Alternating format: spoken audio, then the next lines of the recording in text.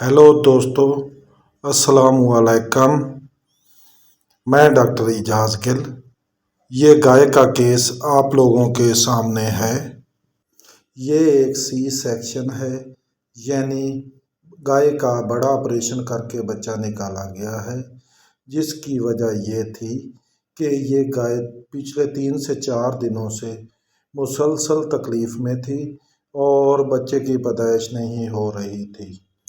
3-4 दिन की मुसलसल कोशिश की वजह से गाय ने अब उठना बैठना भी छोड़ दिया है और वो उठकर खड़ी भी नहीं हो सकती और इसने खाना पीना भी बंद कर दिया है।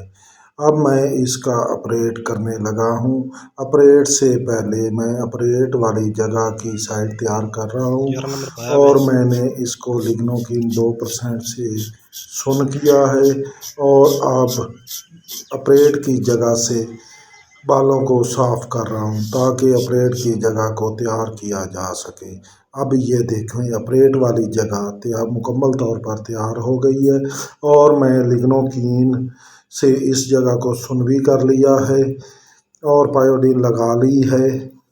ऑपरेट वाली जगह को अच्छी तरह एंटीसेप्टिक करने के बाद इस जगह से ओपन किया जाता है और बच्चे को बाहर निकाला जाता है।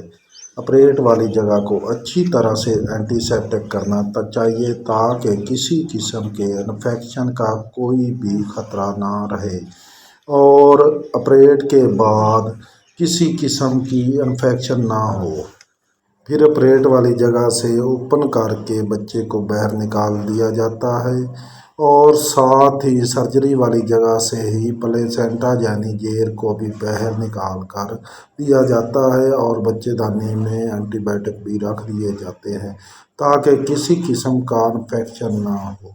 इसके बाद बच्चेदानी को और ऑपरेशन वाली जगह तो टाँके लगा दिए जाते हैं। टाँके लगाने के बाद मैं अब गाय की फ्लूइड थेरेपी कर रहा हूँ। फ्लूइड थेरेपी और एंटीबायोटिक के बाद ये गाय बिल्कुल ठीक हो जाएगी। फ्लूइड में मैंने इसको 2 बोतल नॉर्मल सलाइन और एक मेलाफॉन सी लगाई है।